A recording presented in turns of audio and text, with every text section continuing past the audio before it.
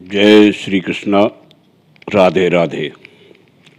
मित्रों, अभी तक की महाभारत कथा में आपने सुना है कि व्यास जी ने अपने मन में महाभारत की रचना पूरी कर रखी है, लेकिन उनके सामने इसके लिखने की समस्या थी।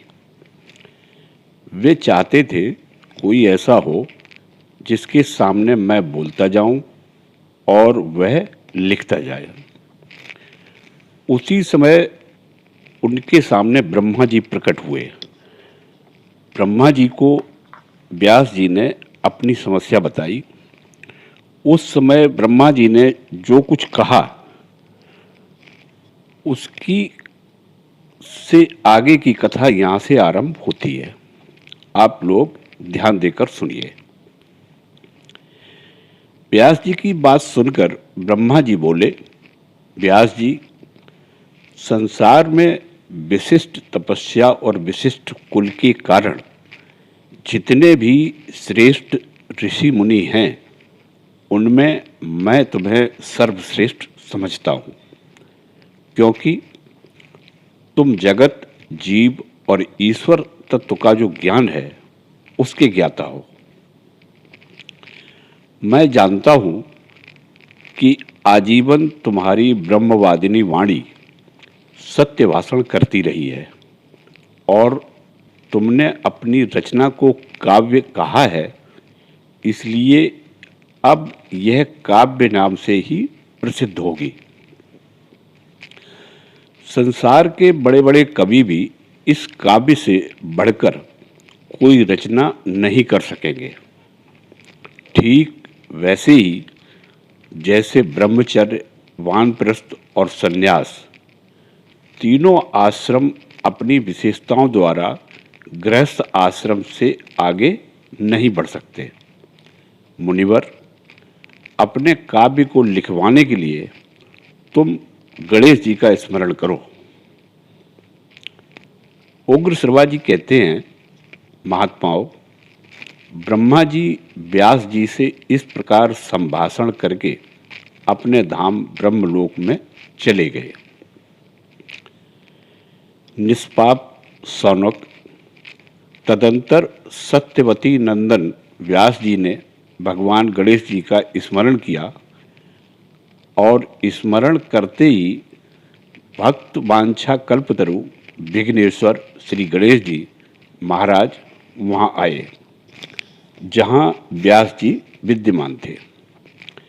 व्यास जी ने गणेश जी का बड़े आदर और प्रेम से स्वागत सत्कार किया और वे जब बैठ गए तब उनसे कहा, गणनायक, आप मेरे द्वारा निर्मित इस महाभारत ग्रंथ के लेखक बन जाइए। मैं बोलकर लिखाता जाऊंगा। मैंने मन ही मन इसकी रचना कर ली है। यह सुनकर विघ्नराज श्री गणेश जी ने कहा, व्यास जी, यदि लिखते समय क्षण भर के लिए मेरी लेखनी न रुक सके तो मैं इस ग्रंथ का लेखक बन सकता हूँ। व्यास जी ने गणेश जी से कहा, बिना समझे किसी भी प्रसंग में एक अक्षर भी न लिखिएगा। गणेश जी ने ओम कहकर स्वीकार किया और लेखक बन गए। तब व्यास जी भी कुतूहलवश ग्रंथ में गांठ लगाने लगे। वे ऐसे ऐसे श्लोक बोल देते जिनका अर्थ बाहर से दूसरा मालूम पड़ता और भीतर कुछ और होता। इसके संबंध में प्रतिज्ञापूर्वक श्री कृष्ण द्वैपायन मुनि ने यह बात कही है। इस ग्रंथ में 88,800 श्लोक ऐसे हैं जिनका अर्थ मैं समझता हूँ, सुखदेव समझते हैं और संजय समझते हैं या नहीं, इसमें संदेह है। मुनिवर, वे कूट श्लोक इतने गुथे हुए और गंभीरार्थक हैं कि आज भी उनका रहस्य वेदन नहीं किया जा सकता। क्योंकि उनका अर्थ भी गूढ़ है और शब्द भी योग वृत्ति और रूढ़ वृत्ति आदि रचना वैचित्र्य के कारण गंभीर है। स्वयं सर्वज्ञ गणेश जी इन श्लोकों का विचार करते समय क्षण भर के लिए ठहर जाते थे। इतने समय में व्यास जी भी और बहुत से श्लोकों की रचना कर लेते थे। संसारी जीव अज्ञानांधकार से अंधे होकर छटपटा रहे हैं। यह महाभारत ज्ञानांजन की शलाका लगाकर उनकी आंख खोल देता है। यह शलाका क्या है? धर्म, अर्थ, काम और मोक्ष रूप पुरुषार्थ का संक्षेप और विस्तार से वर्णन है। यह न केवल अज्ञान की रतौंधी दूर करता है, प्रत्युत सूर्य के समान उदित होकर मनुष्यों की आंख के सामने का संपूर्ण अंधकार ही नष्ट कर देता है। यह भारत पुराण पूर्ण चंद्रमा के समान है, जिससे श्रुतियों की चांदनी छिटकती है और मनुष्यों की बुद्धि रूपी कुमुदनी सदा के लिए खिल जाती है। यह भारत इतिहास एक जाज्वल्यमान दीपक है। यह मोह का अंधकार मिटाकर लोगों के अंतःकरण रूप संपूर्ण अंतरंग ग्रह को भली भांति ज्ञान आलोक से प्रकाशित कर देता है। महाभारत वृक्ष का बीज है संग्रहाध्याय और जड़ है पौलोम एवं आस्तिक पर्व।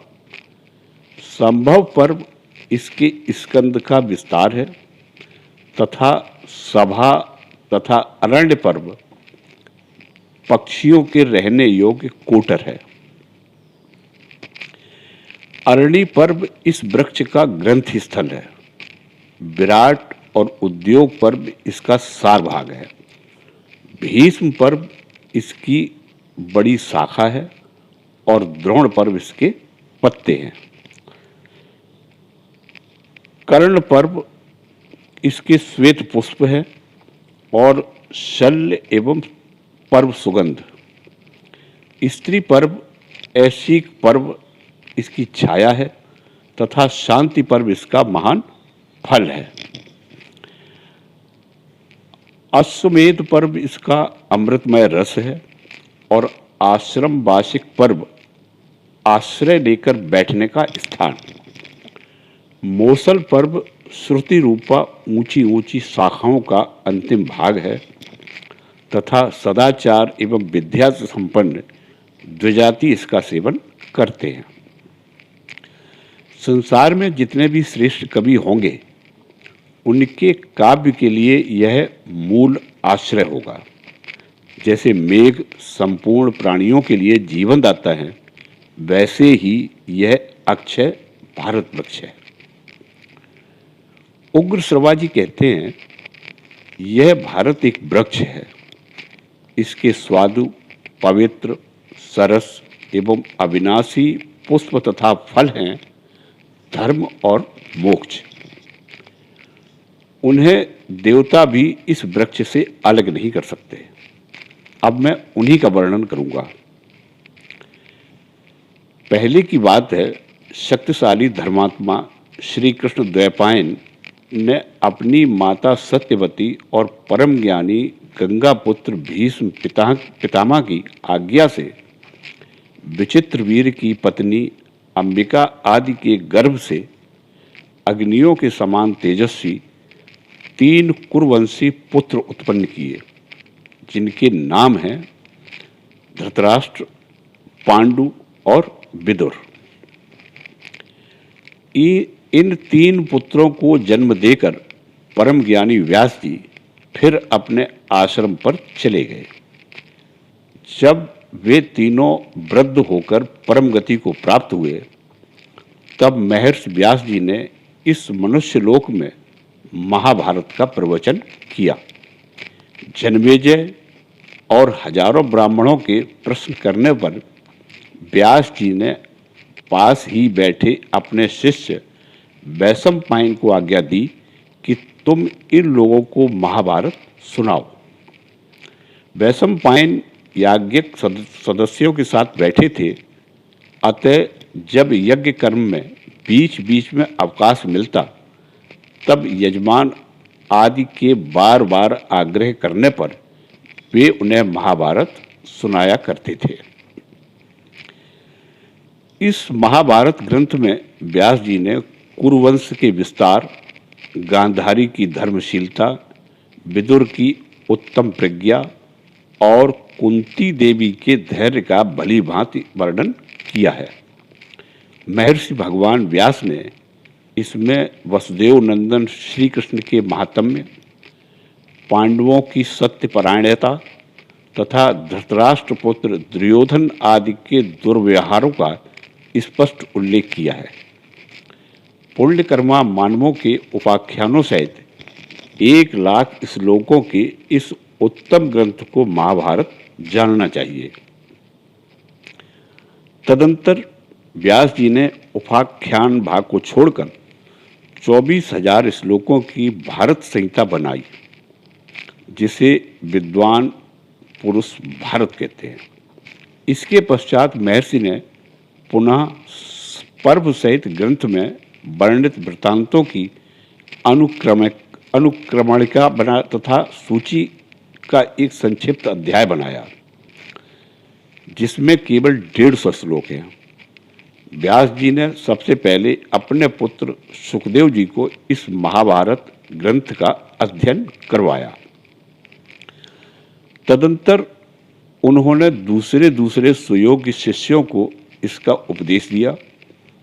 तत्पश्चात भगवान व्यास जी ने 60 लाख श्लोकों की एक दूसरी संहिता बनाई। उसके 3 लाख श्लोक देवलोक में, पितृलोक में 15 लाख तथा गंधर्व लोकों में 14 लाख श्लोकों का पाठ होता है। इस मनुष्य लोक में 1 लाख श्लोकों का महाभारत प्रतिष्ठित है। देवर्षि नारद ने देवताओं को और असित देवल ने पितरों को इसका श्रवण कराया है। सुखदेव जी ने गंधर्व, यक्ष तथा राक्षसों को महाभारत की कथा सुनाई है, परंतु इस मनुष्य लोक में संपूर्ण वेद वेदताओं के शिरोमणि व्यास शिष्य धर्मात्मा वैशंपायन जी ने इनका प्रवचन किया है। मुनिवरों, वही 1 लाख श्लोकों का महाभारत आप लोग मुझसे श्रवण कीजिए। दुर्योधन क्रोध में विशाल वृक्ष के समान है। कर्ण स्कंद, शकुनी शाखा और दुशासन समृद्ध फल पुष्प है। अज्ञानी राजा धृतराष्ट्र ही इसके मूल है। युधिष्ठिर धर्म में विशाल वृक्ष हैं। अर्जुन स्कंद, भीमसेन शाखा और माद्री नंदन इसके समृद्ध फल पुष्प हैं। श्री कृष्ण, वेद और ब्राह्मण ही इस वृक्ष के मूल हैं। महाराज पांडु अपनी बुद्धि और पराक्रम से अनेक देशों पर विजय पाकर मृगों को मारने के स्वभाव वाले होने के कारण ऋषि मुनियों के साथ वन में ही निवास करते थे।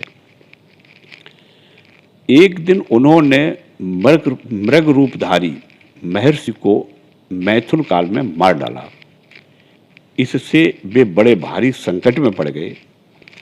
ऋषि ने यह शाप दे दिया कि स्त्री सहवास करने पर तुम्हारी मृत्यु हो जाएगी। वह संकट होते हुए भी युधिष्ठिर आदि पांडवों के जन्म से लेकर जात कर्म सब संस्कार वन में ही हुए और वहीं उन्हें शील एवं सदाचार की रक्षा का उपदेश हुआ। पूर्वोक्त शाप होने पर भी संतान होने का कारण यह था कि कुल धर्म की रक्षा के लिए दुर्वासा द्वारा प्राप्त हुई विद्या का आश्रय लेने के कारण पांडवों की दोनों माताओं कुंती और माद्री के समीप क्रमशः धर्म, वायु, इंद्र तथा दोनों अश्वनी कुमार का आगमन संभव हो सका। इन्हीं की कृपा से युधिष्ठिर, भीमसेन, अर्जुन एवं नकुल, सहदेव की उत्पत्ति हुई। पति प्रिया कुंती ने पति के मुख से धर्म रहस्य की बातें सुनकर पुत्र पाने की इच्छा से मंत्र जप पूर्वक स्तुति द्वारा धर्म, वायु और इंद्र देवताओं का आवाहन किया। कुंती के उपदेश देने पर माद्री भी उस मंत्र विद्या को जान गई और उसने संतान के लिए दोनों अश्वनी कुमारों का आवाहन किया। इस प्रकार इन पांचों देवताओं से पांडवों की उत्पत्ति हुई। पांचों पांडव अपनी दोनों माताओं द्वारा ही पाले पोसे गए। वे वनों में और महात्माओं के परम पुण्य आश्रमों में ही तपस्वी लोगों के साथ दिनों दिन बढ़ने लगे। पांडु की मृत्यु होने के पश्चात बड़े बड़े ऋषि मुनि स्वयं ही पांडवों को लेकर धृतराष्ट्र एवं उनके पुत्रों के पास आए। उस समय पांडव नन्हे नन्हे शिशु के रूप में बड़े ही सुंदर लगते थे। वे सिर पर जटा धारण किए ब्रह्मचारी के वेश में थे। ऋषियों ने वहां जाकर धृतराष्ट्र एवं उनके पुत्रों से कहा, ये तुम्हारे पुत्र, भाई, शिष्य और सुहृदय हैं। ये सभी महाराज पांडु के पुत्र हैं। इतना कहकर वे मुनि वहां से अंतर्धान हो गए। ऋषियों द्वारा लाए हुए उन पांडवों को देखकर सभी कौरव और नगर निवासी, शिष्ट तथा वर्णाश्रमी हर्ष से भरकर अत्यंत कोलाहल करने लगे। कोई कोई कहते यह पांडु के पुत्र नहीं है, दूसरे कहते अजी ये उन्हीं के हैं। कुछ लोग कहते जब पांडु को मरे इतने दिन हो गए तब यह उनके पुत्र कैसे हो सकते हैं। फिर सब लोग कहने लगे, हम तो सर्वथा इनका स्वागत करते हैं। हमारे लिए बड़े सौभाग्य की बात है कि आज हम महाराज पांडु की संतान को अपनी आंखों से देख रहे हैं। फिर तो बस सब और स्वागत बोलने वालों की ही बातें सुनाई देने लगी। दर्शकों का यह तुमुल शब्द बंद होने पर संपूर्ण दिशाओं को प्रतिध्वनित करती हुई अदृश्य देवताओं की यह सम्मिलित आवाज आकाशवाणी के रूप में गूंजी, ये पांडव ही हैं। जिस समय पांडवों ने नगर में प्रवेश किया उसी समय फूलों की वर्षा होने लगी। सब ओर सुगंध छा गई तथा शंख और दुंदुभियों के मांगलिक शब्द सुनाई देने लगे। यह एक अद्भुत चमत्कार की सी बात हुई। सभी नागरिक पांडवों की प्रेम से आनंद में भरकर ऊंचे स्वर से अभिनंदन ध्वनि करने लगे। उनका वह महान शब्द स्वर्गलोक तक गूंज उठा जो पांडवों की कीर्ति बढ़ाने वाला था। देश संपूर्ण वेद एवं विभिन्न शास्त्रों का अध्ययन करके वहीं निवास करने लगे। सभी उनका आदर करते थे और उन्हें किसी से भय नहीं था। राष्ट्र की संपूर्ण प्रजा युधिष्ठिर के 100 चाचार, भीमसेन की धृति, अर्जुन के विक्रम तथा नकुल सहदेव की गुरु शुश्रूषा, क्षमाशीलता और विनय से बहुत ही प्रसन्न होती थी। सब लोग पांडवों के शौर्य गुण से संतोष का अनुभव करते थे। तदंतर कुछ काल के पश्चात राजाओं के समुदाय में अर्जुन ने अत्यंत दुष्कर पराक्रम करके स्वयं ही पति चुनने वाली द्रुपद कन्या कृष्णा को प्राप्त किया।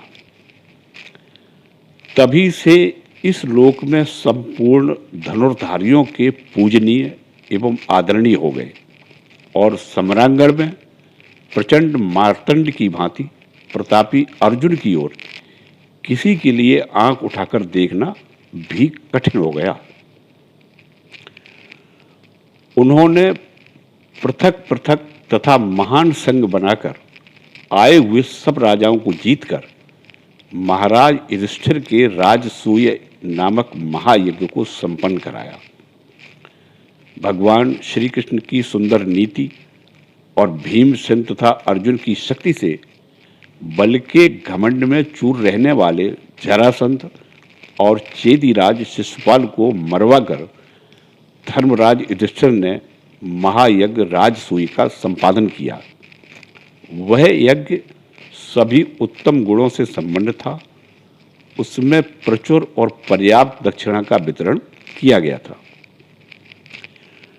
उस समय इधर उधर विभिन्न देशों तथा नृपतियों की यहाँ से मणि, स्वर्ण, रत्न, गाय, हाथी, घोड़े, धन संपत्ति, विचित्र वस्त्र, तंबू, कनात, पर्दे, उत्तम कंबल, श्रेष्ठ मृगचर्म तथा रंकु नामक मृग के बालों के बने हुए कोमल बिछौने आदि जो उपहार की बहुमूल्य वस्तुएं आती, वे दुर्योधन के हाथ में दी जाती, उसी की देखरेख में रखी जाती थी। उस समय पांडवों की वह बढ़ी चढ़ी समृद्धि संपत्ति देखकर दुर्योधन के मन में ईर्ष्याजनक महान रोष एवं दुख का उदय हुआ। इस अवसर पर मैदानों ने पांडवों को एक सभा भवन भेंट दिया था, जिसकी रूपरेखा विमान के समान थी। वह भवन उसके शिल्प कौशल का एक अच्छा नमूना था। उसे देखकर दुर्योधन को अधिक संताप हुआ।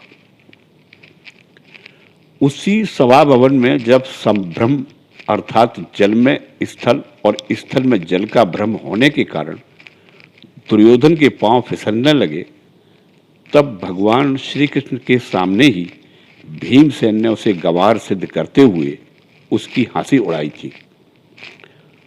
दुर्योधन नाना प्रकार के भोग तथा भांति भांति के रत्नों का उपयोग करते रहने पर भी दिनों दिन दुबला रहने लगा।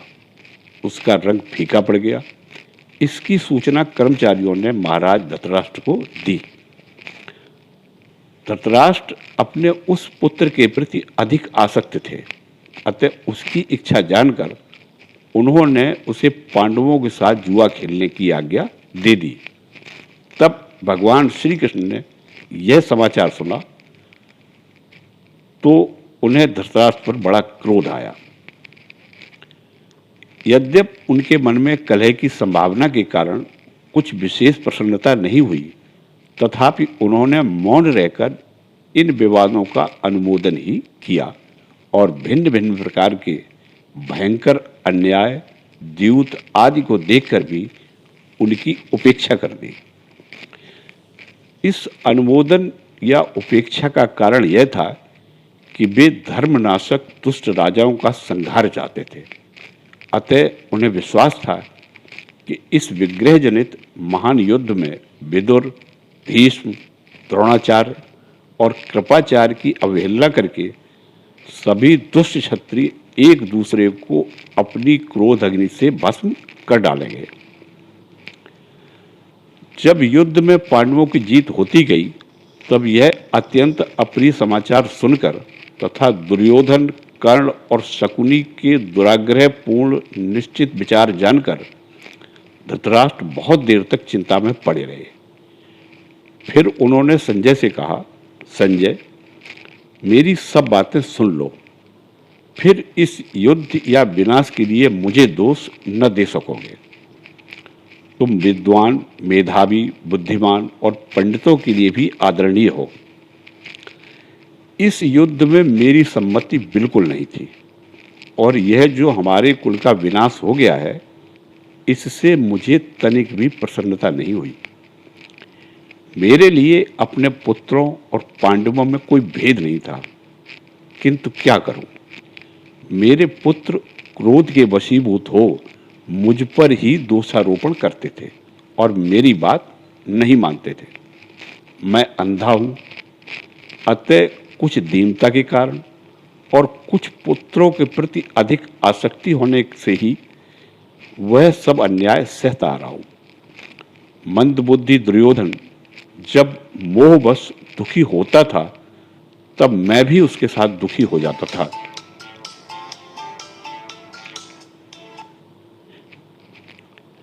राजसूय यज्ञ में पराक्रमी पांडुपुत्र युधिष्ठिर की सर्वोपरि समृद्धि संपत्ति को देखकर तथा सभा भवन की सीढ़ियों पर चढ़ते और उस भवन को देखते समय भीमसेन के द्वारा उपहार पाकर दुर्योधन भारी अमर्ष में भर गया था।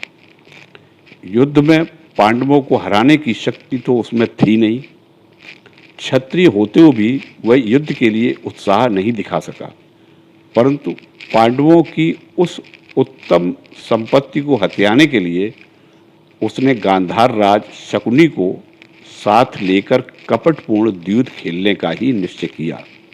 संजय, इस प्रकार जुआ खेलने का निश्चय हो जाने पर उसके पहले और पीछे जो जो घटनाएं घटित हुई उन सब का विचार करते हुए मैंने समय समय पर विजय की आशा के विपरीत जो जो अनुभव किया उसे कहता हूं, सुनो। महाभारत का दूसरा भाग यही समाप्त होता है।